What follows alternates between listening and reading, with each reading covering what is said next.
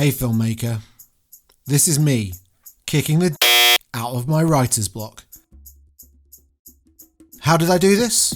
Well, I have one man to thank, and that man is James Gunn. Let me explain.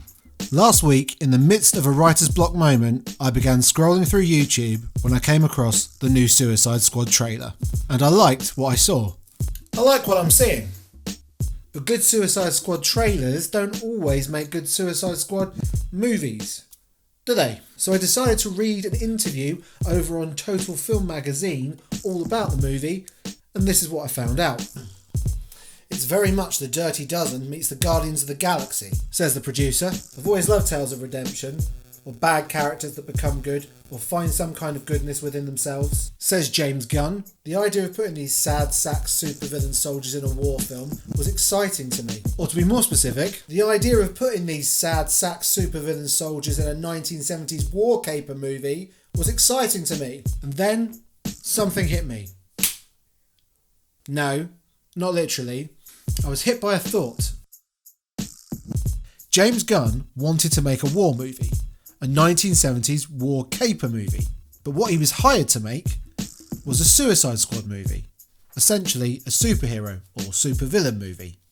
And instead of considering this a square peg in a round hole kind of situation, he embraced it and combined the two.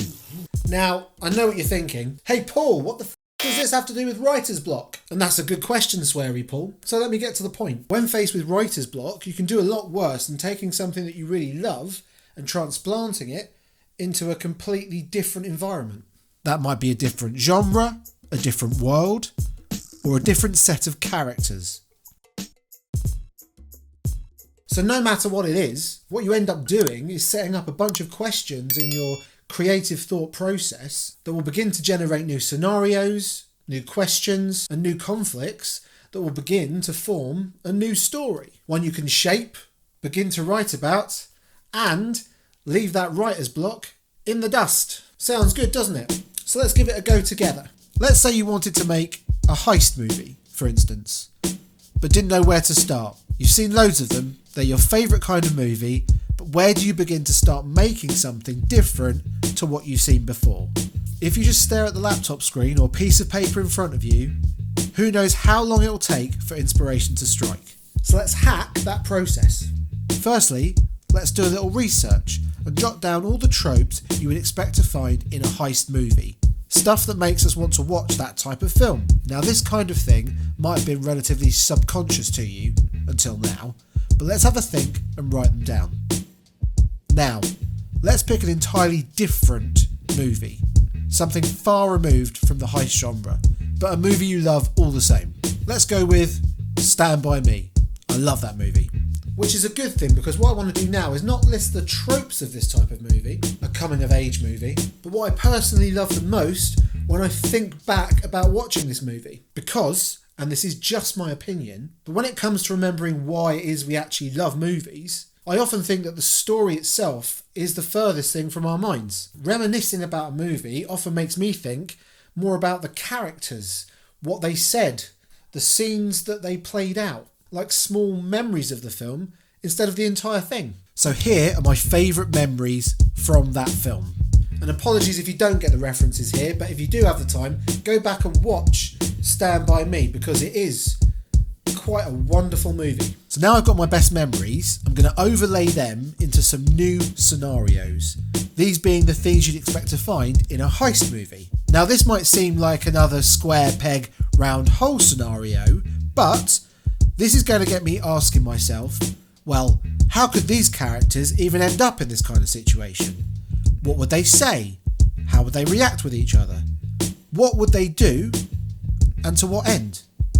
And given a little time to work this out, I came up with this pitch.